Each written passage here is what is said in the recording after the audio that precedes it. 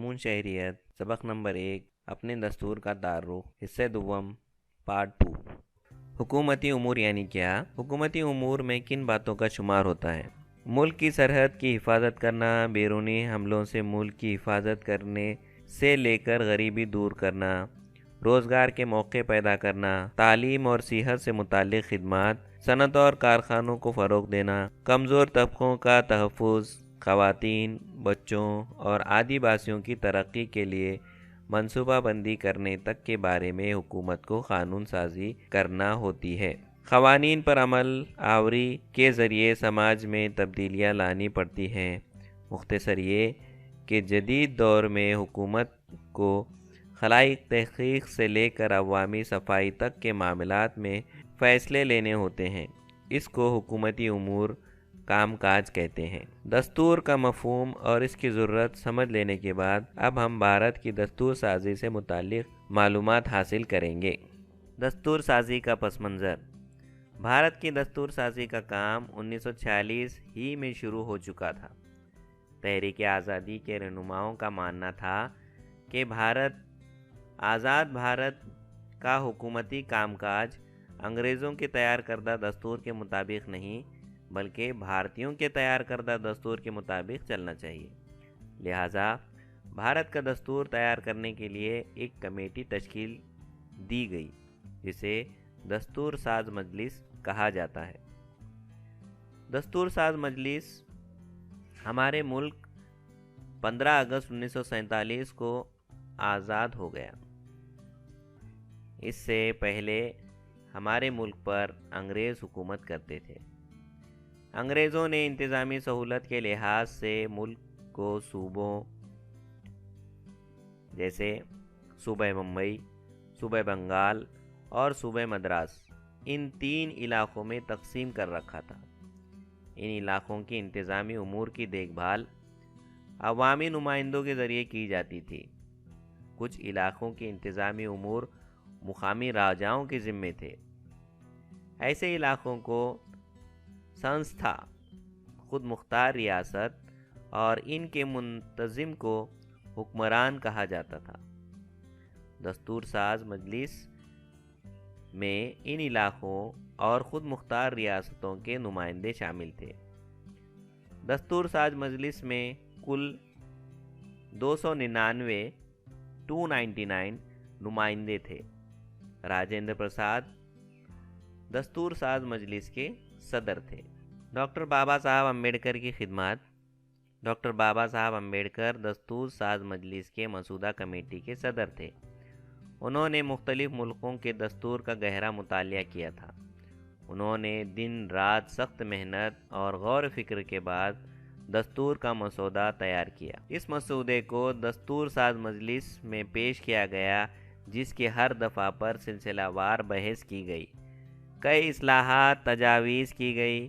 دستور کے مسودے کو دستور ساز مجلس میں پیش کرنے، اس سے متعلق سوالات کے جواب دینے، دستور ساز مجلس کے مشوروں کے مطابق مسودے میں تبدیلیاں کرنے اور اسے غلطیوں سے پاک کرنے کا کام ڈاکٹر بابا صاحب امبیڈکر نے کیا۔ بھارت کی دستور کی تیاری میں ڈاکٹر بابا صاحب امبیڈکر کی خدمات کے پیش نظر انہیں بھارت کی دستور کا معمار کہا جاتا ہے۔ مکمل دستور تحریری طور پر تیار کرنے کے بعد دستور ساز مجلس نے اس کی توثیق کی اور 26 جنوری 1949 کو یہ دستور تمام بھارتیوں پر نافذ کیا گیا۔ اس لیے 26 نومبر کو یوم دستور کے طور پر منایا جاتا ہے۔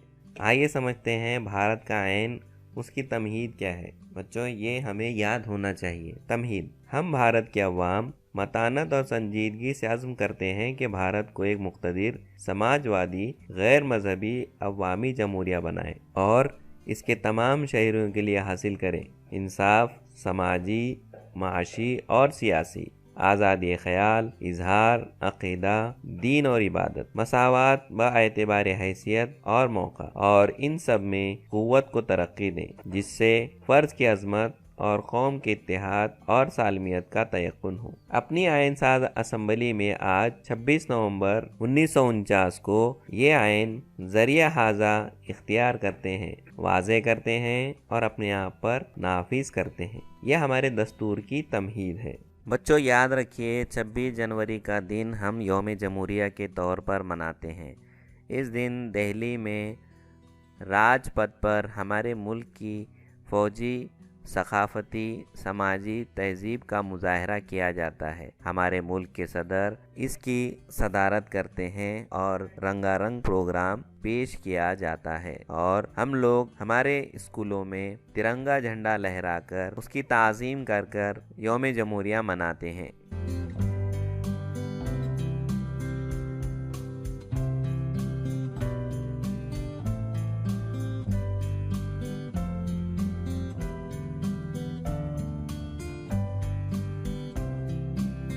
26 جنوری 1950 سے دستور میں درج قوانین کے مطابق ہمارے ملک کی حکومتی امور چلانے کا آغاز ہوا۔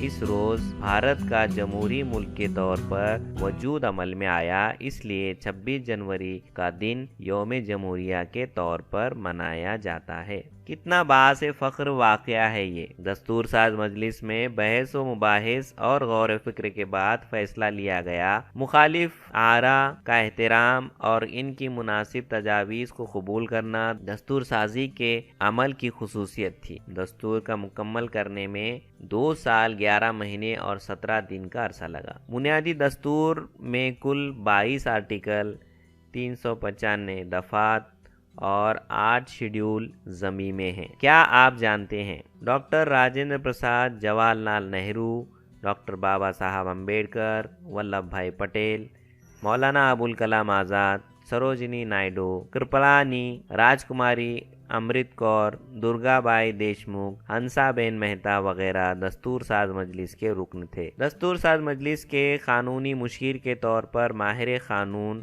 BN راؤ کا تقرر کیا گیا تھا۔